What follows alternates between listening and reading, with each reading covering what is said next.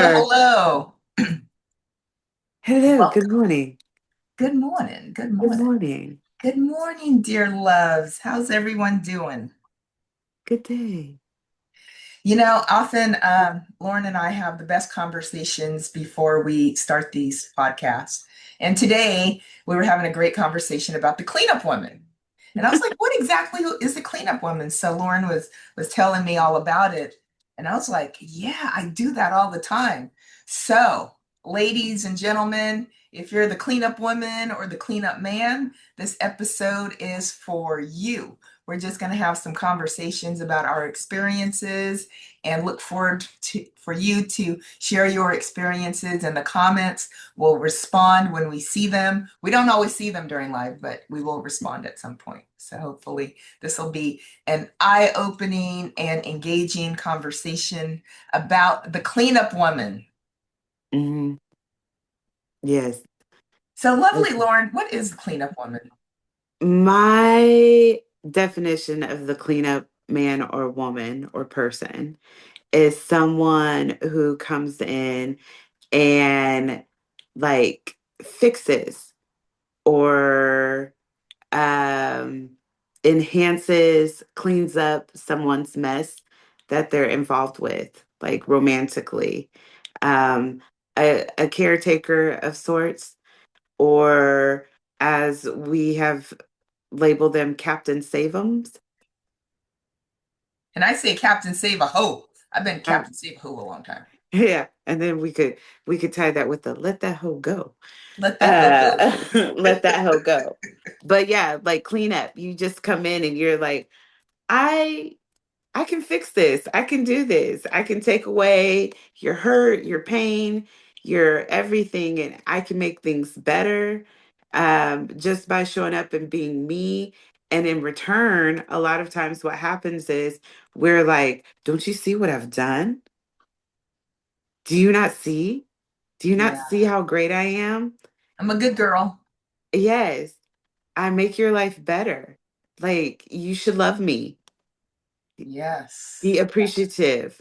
See all the things that I've done to enhance your space, enhance your life, enhance your experiences. I've done it. I've bippity boppity booed it. Yeah, yeah, Hmm. yeah. And all the while, we're distracting ourselves from ourselves. Girl, Yeah. girl. How many Like, times have we done that? uh, and how, and then also, where have we learned that from? Yeah, yeah, yeah. I remember one of my girlfriends saying, Gigi, why do you always pick men as projects? There's something fundamentally wrong. It could, and my specialty was this, picking men that either had no home, they had no transportation, but they were smart. They were brilliant. They were brilliant, brilliant, brilliant. But really at the end, at underneath, they had these themes of unworthiness, depression, all this stuff. But I was Hmm. really focused consciously on their intelligence. Like, oh, I know. All we got to do is just shape them up, you know, give them a resume. I can write a great resume and, Yeah. put him in the right direction and help him with his career. And bingo, bango, everything's going to be perfect and well with the world. Yeah.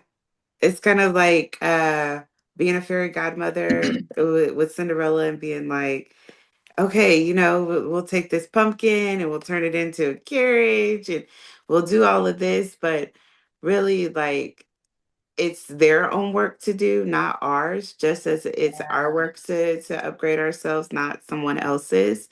Yes. But I think, like, yeah, in a sense, we just like we fall in love with potential, or Potential. we get obsessed with potential.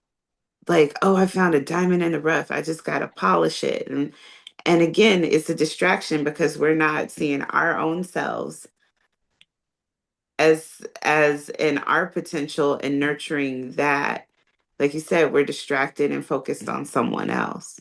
Right. Right. Hmm. And I think too, it comes from a people pleasing perspective.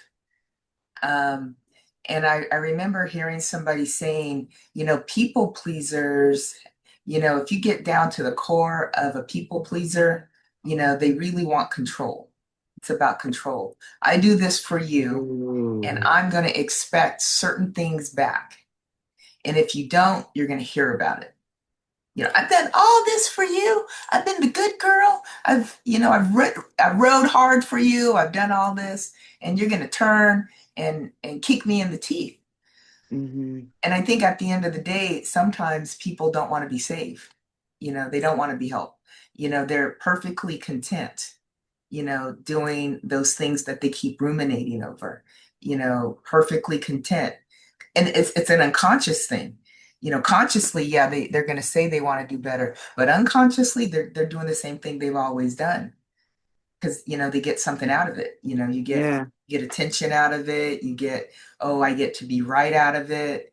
Nobody's hiring because dot dot dot, fill in the blank. Yeah. Um, but then, yeah, and so I'm not interested in projects anymore. Girl, I'm not even interested in being about the project of me. No, I am. I am. I'm just playing. I'm like, there's always something to do. Yeah, And when you know better, you know you have to do better. Like you can't go from unknowing, So like for me, it's putting me in a place too where I'm hyper aware of, like you said, the people pleaser in me. And then also like that flipping into like martyrdom. hmm, Like I've sacrificed this for you, or I've made this excuse me, this compromise for you. So, like you should adore me and appreciate me and love me. And like that doesn't feel good when it starts to feel transactional, oh, it is. It very is. transactional. And then there's resentment that comes from it on both sides. Yeah, yeah, Like nobody asked you for all this help, but I gave it out of love, yeah, from the other side. And yeah, yeah. And I know what's better for you. I know that you should be in this job because it really makes me feel better. It's mm, a reflection on me that my man, my partner, is doing this level of work, this kind of work. And if you're doing that, that's going to make me whole. That's going to make me complete. yeah, When in fact, that's the big fat lie. girl. So I have a question for the people who may be listening to this live or later on. What have your experiences been with being Captain Savem? Have you been the captain or have you experienced the captain? Um, I know we've talked about people pleasing in past episodes. How has that shown up for you in relationship? Have you like performed?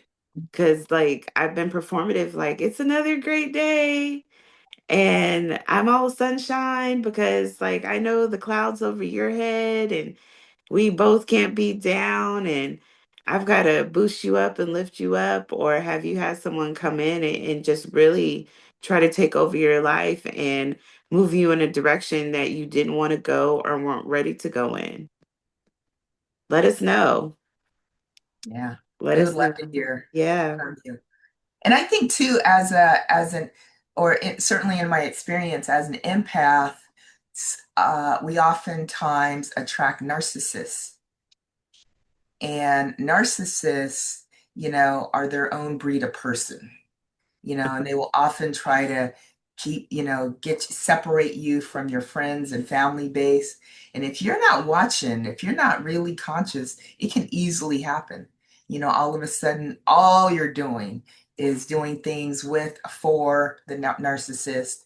You're not experiencing the family. The family's like, hey, watch out. Maybe the family and friends are saying, I don't really like this person.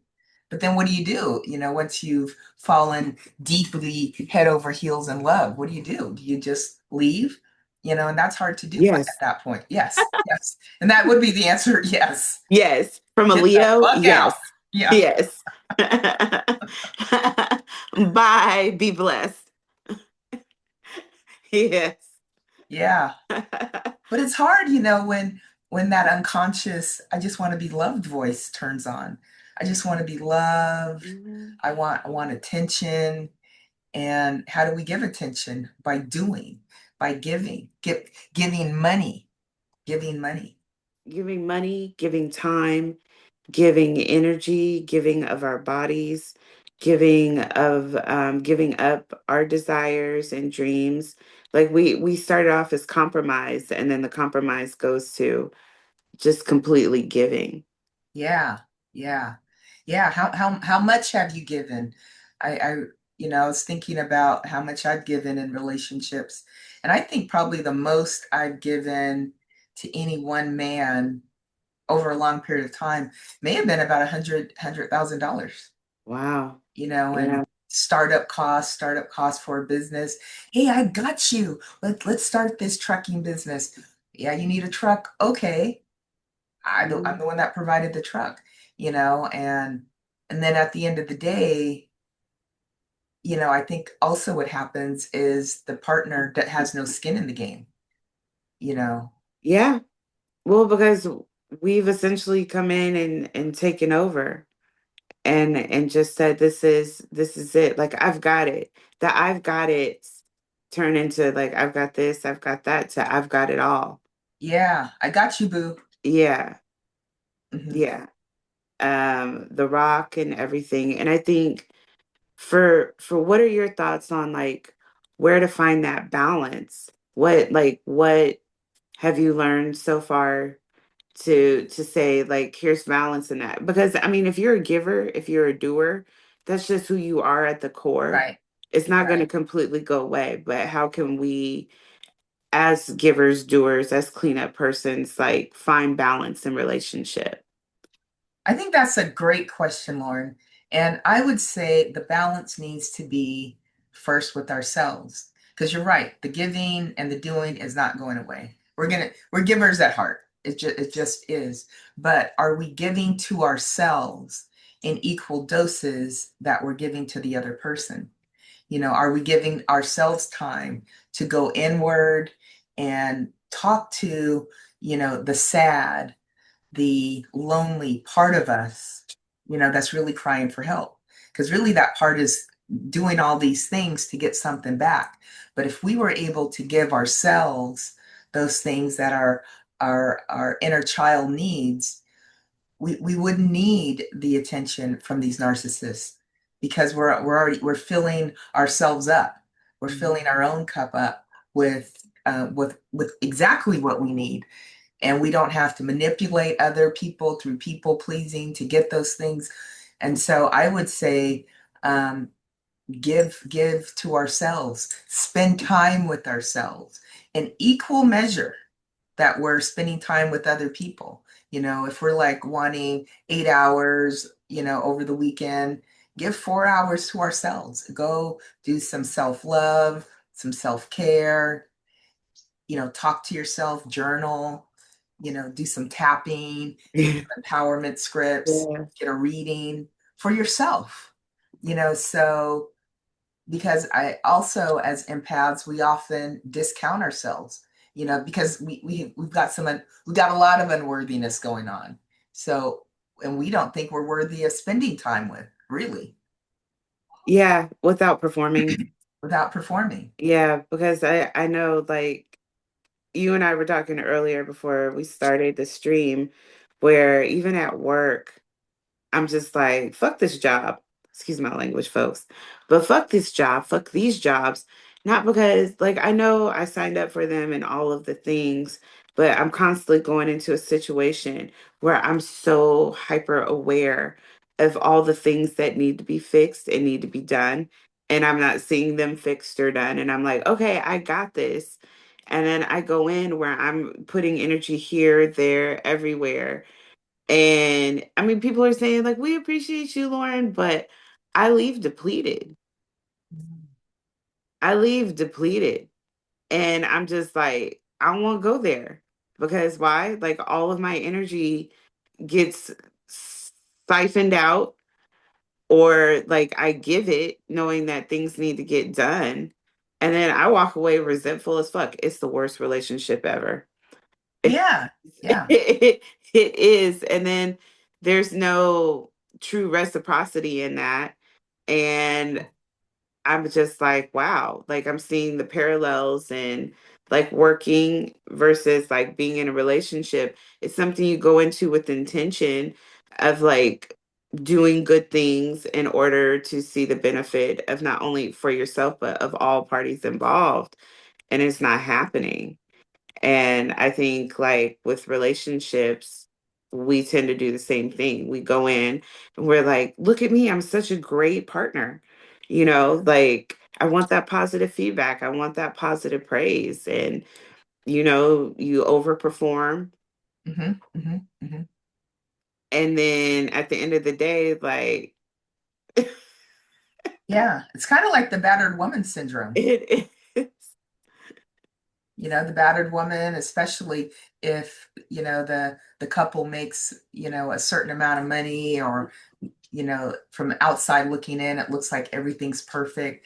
But, behind the scenes, she's being verbally abused, physically abused, sexually abused, but she's not talking. And she does it day in and day in and day out, and every day, a piece of her gets chopped away. And so what do we do with that? Do we stay until, we're completely chopped away and we have nothing No, left? No, no. no. We get the hell out. Get the Get the get hell the out. hell out. Yeah. The hell Save out. yourself. jump jump ship. Yeah. Um, yeah, yeah. And I see that mirrored in not just romantic relationships or work, but all like you can do it in any relationship. You can do it in with your parents, with your siblings, with friends.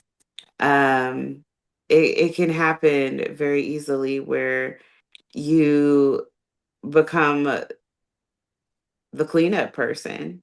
Right. Right. And in the process, you lose yourself. You lose your boundaries. You lose your self worth. You lose your vision. Yes. Yeah. Yeah. And at the end of the day, you lose your mind, body, and spirit. Hmm. It's just for some people, they never get out. But, and if this is you, you can get out. You can get out. It might be uncomfortable. You might have, it might be outside your comfort zone. That, there might be people that laugh and jeer at you. But if that's what you need to do to save yourself, do it. And think about this, especially people with kids.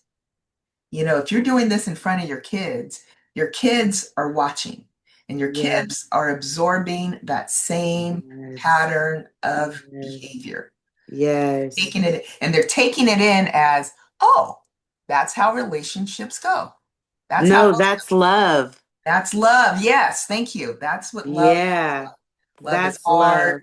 Yeah. Hmm. And how many of us have seen those lessons, that that's love? And then is it a surprise when we become adults? We just replay that tape.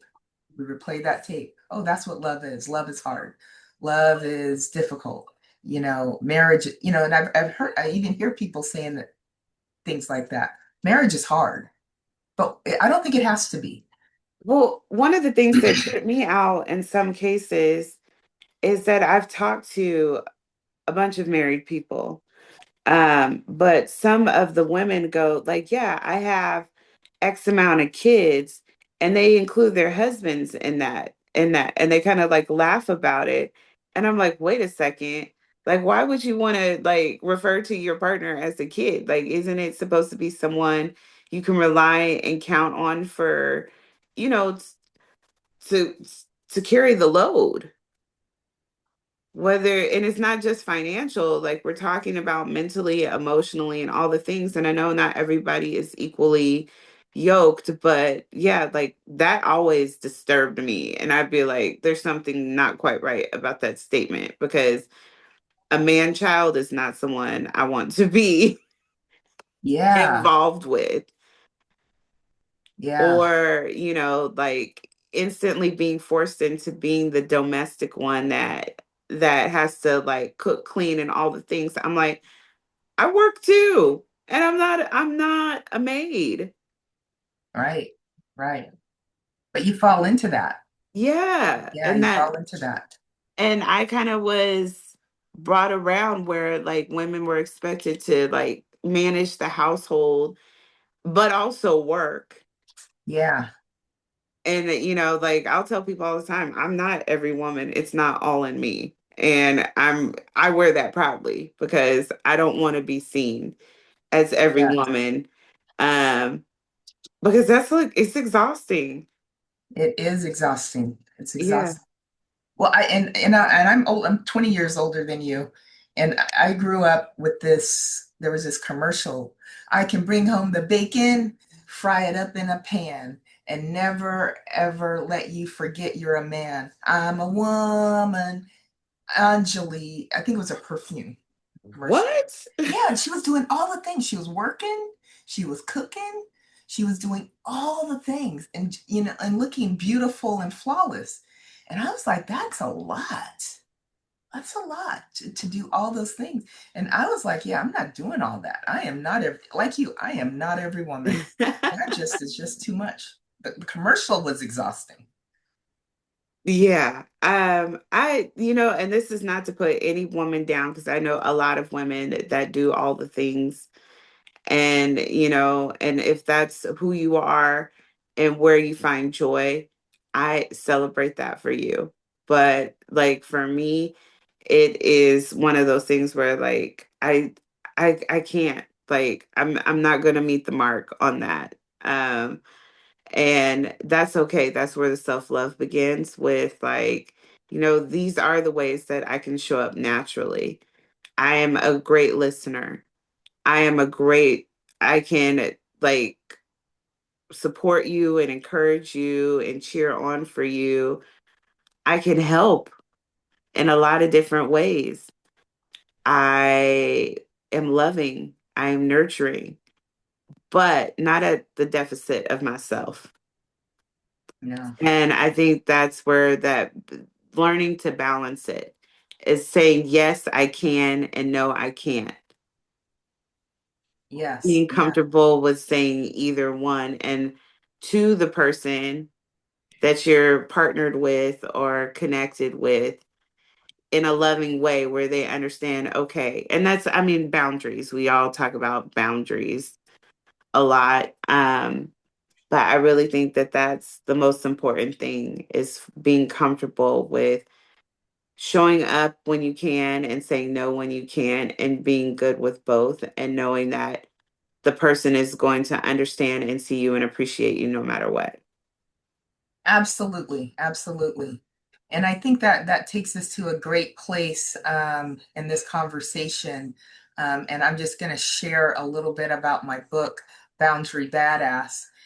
Um, I've written it quite some time ago, several years ago now, and it helped me to really say yes or say no without feeling guilty. You know, being a full embodiment of my yes or my no. And saying no as a people pleaser was really, really hard. And so, but now I can say no pretty easily. I can say a lot of things pretty easily. Is it completely gone? I can't say that, but I can say I can move more freely with my work.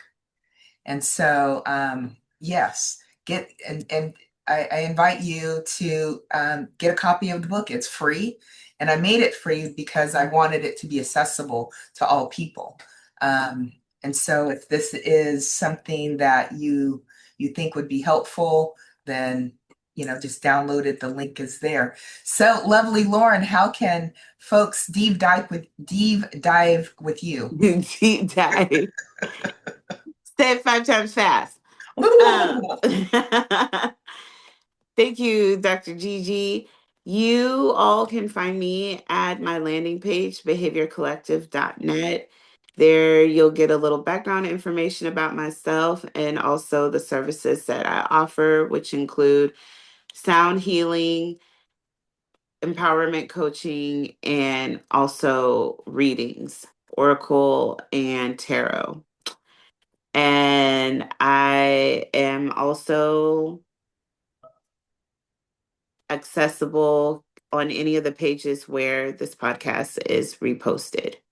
Yes. Just drop a message if you'd like to connect.